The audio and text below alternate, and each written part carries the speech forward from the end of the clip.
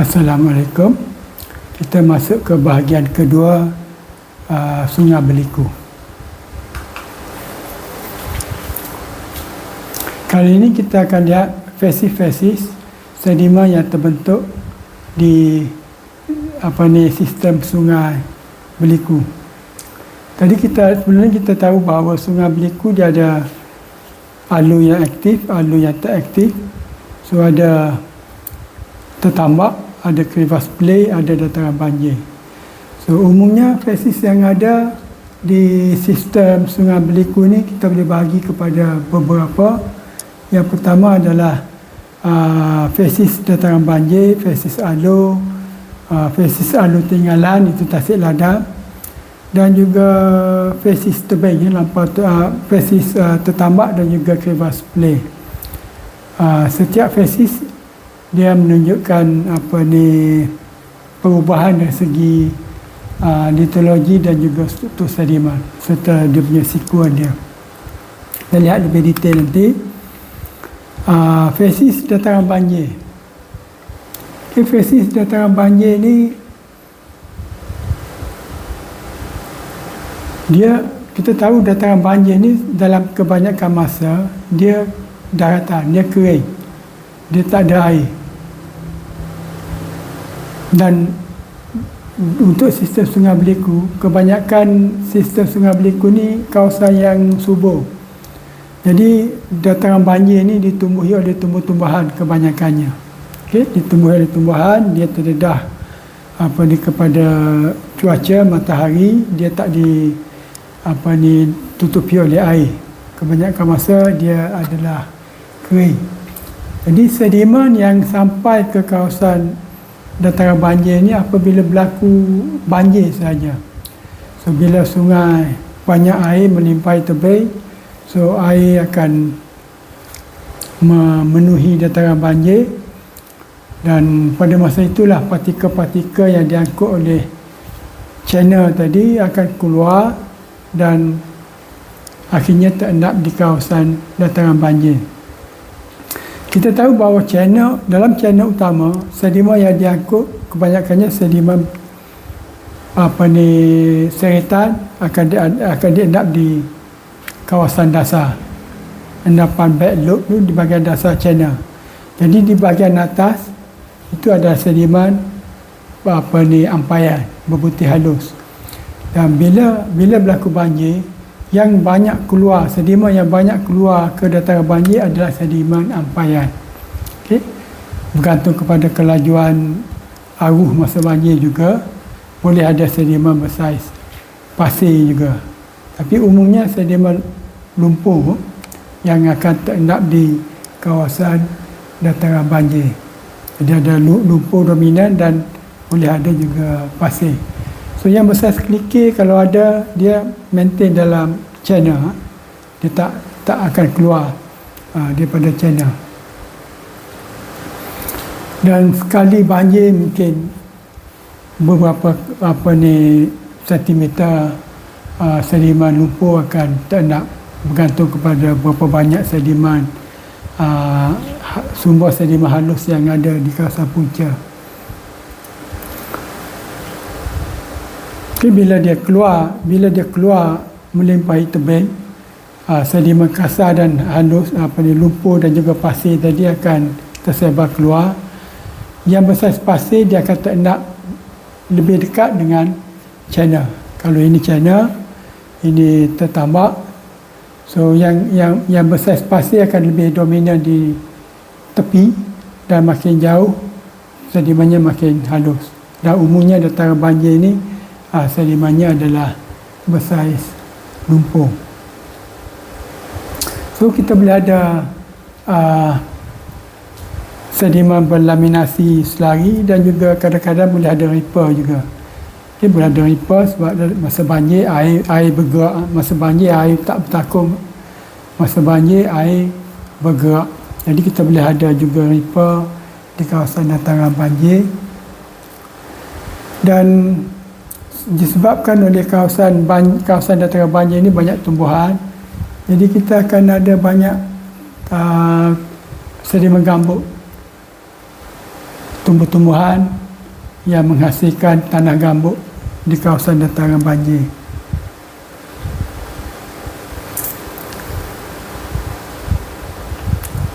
Kawasan dataran banjir ni dia kering. Pada kebanyakan masa dia kering. Jadi kalau selepas banjir sebelum ada tumbuhan-tumbuhan baru, angin boleh tiup sedimen-sedimen yang tak nak tadi dikerjakan semula oleh angin, diangkut semula oleh angin.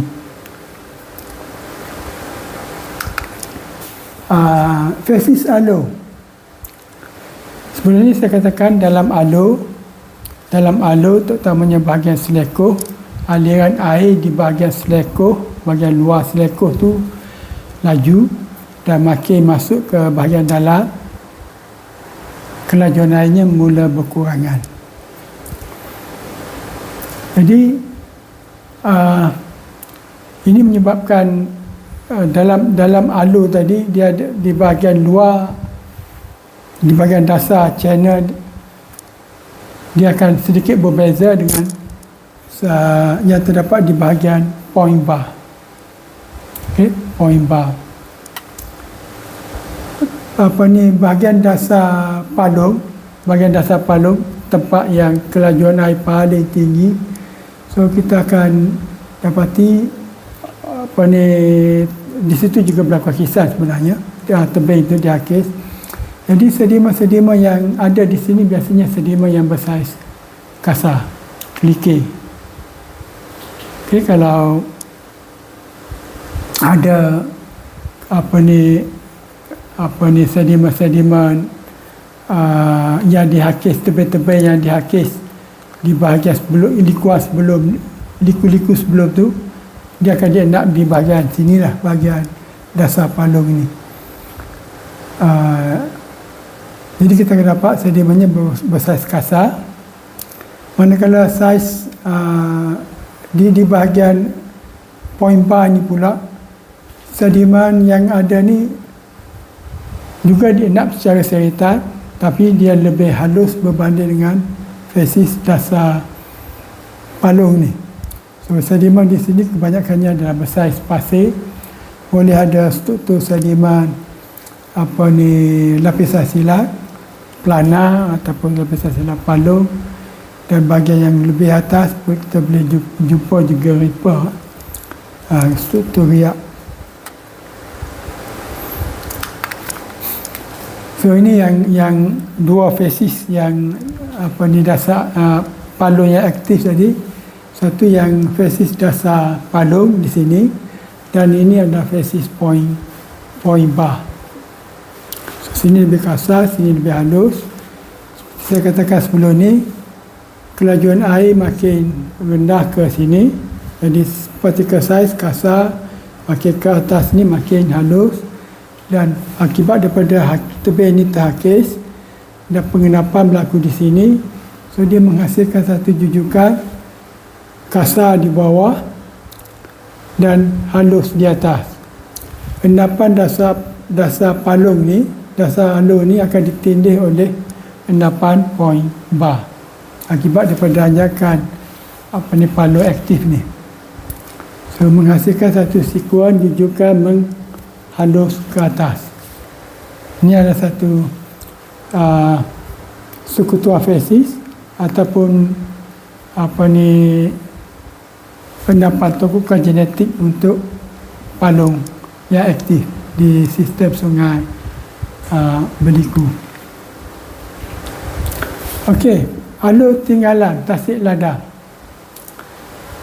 Tasik ladam ni dia asalnya adalah aloe aktif. So dalam aloe aktif,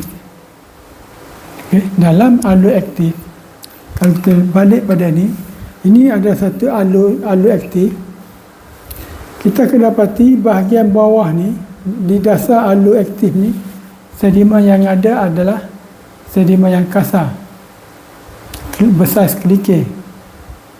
Dan tiba-tiba bila dia menjadi aloe tinggalan, air dah tak mengalir masuk ke sini, sedimen supply dah tak ada, dan dia akan jadi tasik.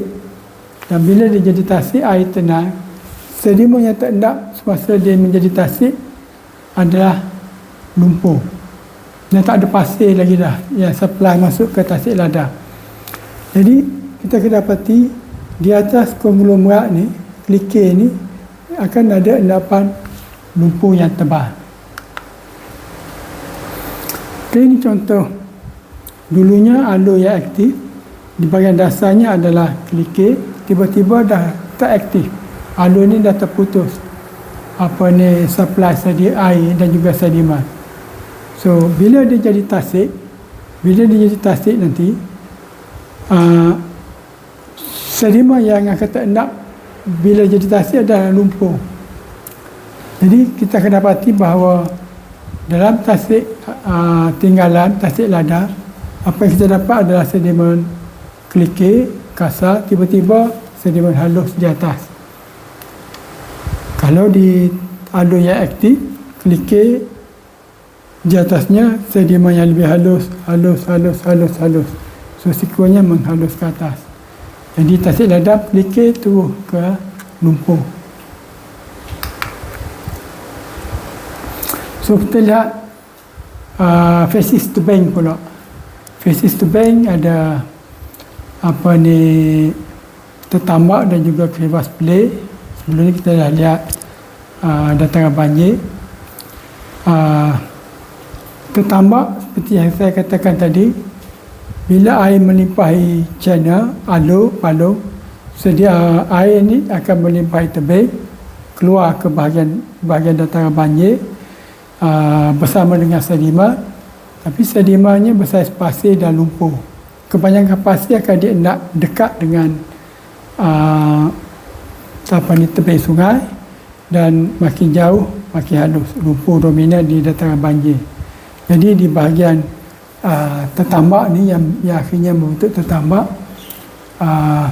sedimen yang terendap di sini kebanyakannya adalah bersaiz pasir. Dan saya ada sebut juga berkenaan dengan pembentukan crevasse plate.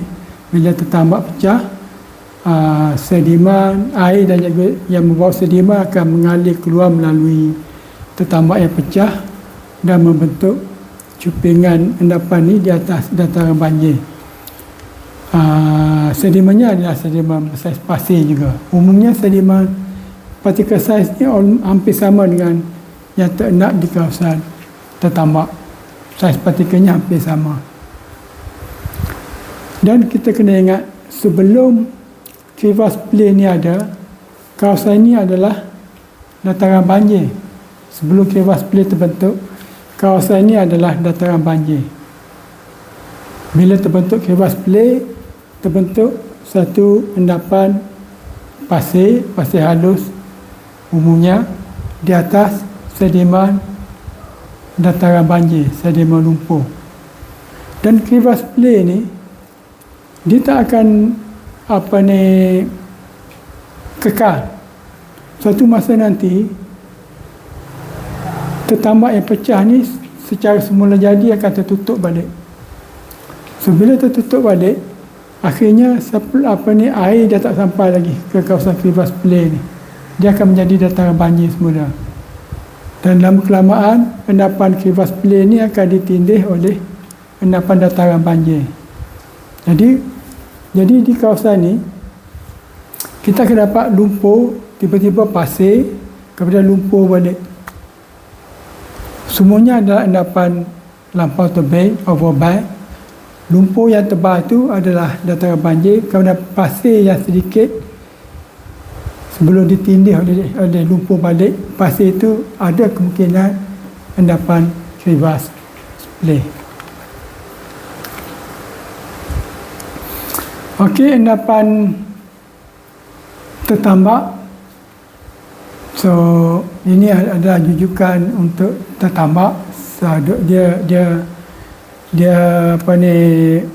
pasir dominan, dan untuk crevasse plate pun sama, pasir dominan. So boleh ada laminasi selari, boleh ada laminasi cross bedding juga sedikit, boleh ada ripper juga untuk crevasse plate dan juga tertambak. Ini lumpur kurang. Boleh ada lumpur tapi lumpurnya kurang. Disebabkan oleh tertambak dan juga crevasse pelik dan juga di dataran banjir tadi, dia terdedah kepada cuaca panas. Jadi kalau ada lumpur, terutama di dataran banjir, boleh berlaku kekah lumpur. Mat crab tu banyak dominan di kawasan dataran banjir. Dataran banjir ada tumbuhan, so kesan akar tumbuhan boleh kita jumpa. Di dataran banjir juga banyak hidupan, biotubation, keadaan haiwan pun banyak. Pun sama di kawasan tertambak ni, kita boleh ada kekah lumpur juga kalau ada lumpur, tapi tak sebanyak di dataran banjir lah. Crevasse pelik dan juga tertambak boleh ada tumbuhan juga.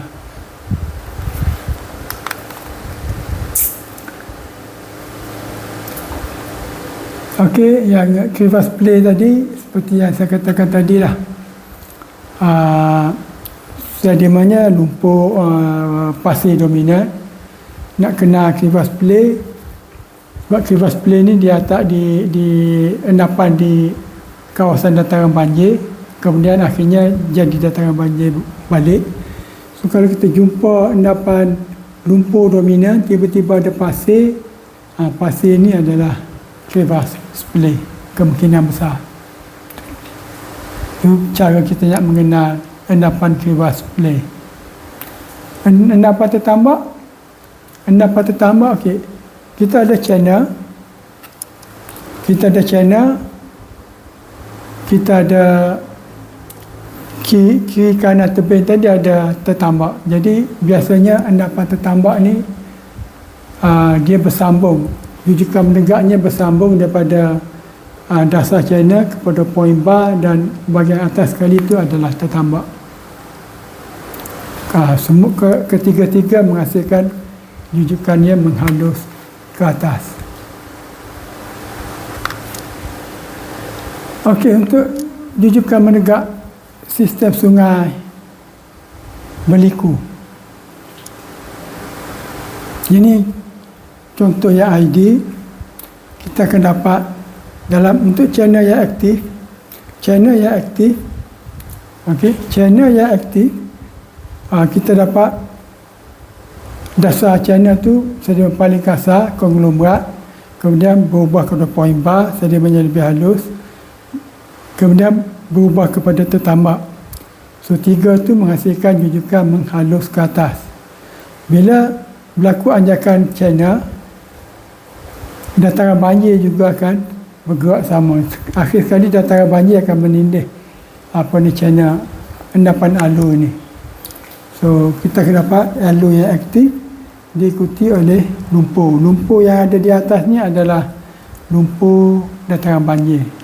Okay, lumpur dataran banjir. Kemudian dalam lumpur ni tiba-tiba ada pasir, yang itu yang saya katakan tadi, besar kemungkinan dia adalah crevasse pelik. Kalau channel yang tak aktif, tasik ladam, kita akan dapat jujukan ini. Sikuan dia kasar di bawah, tiba-tiba halus. So halus tu adalah endapan dalam tasik ladam. Jadi keseluruhannya adalah tasik ladam. Dan kita lihat tak seperti di Sungai Berburai, sikuan yang ada ni akan di-preserve. Sikuan yang ada ni akan di-preserve, makin membesar, makin meluas lebaran dia. Kemudian ditindih oleh sikuan yang baru, ditindih oleh sikuan yang baru di atas. Jadi kalau kita nak trace dia punya lapisan pasir yang ada, kita boleh lihat sebarannya meluas secara mendatar. Kalau Sungai Berburai, pasir keliki yang ada, sebarannya tak jauh, tiba-tiba hilang. Seolah-olah dia tu menjadi lenses ataupun kekantah. Okey, jujukan menegaknya adalah menghalus ke atas. Bahagian bawah yang kasar ini adalah endapan alur aktif. Bahagian lumpur dominan di bahagian atas ini adalah dataran banjir ataupun lampau tebing, overbank. Endapan alur ditindih oleh endapan overbank. So ini ada satu sekuen yang jelas untuk sungai Baliku. Ini pun sama. Kita boleh perhatikan di bahagian atas ni banyak lumpur yang ada kat lumpur, ada bahan organik dan juga kesan-kesan akar tumbuhan dan juga biotubation.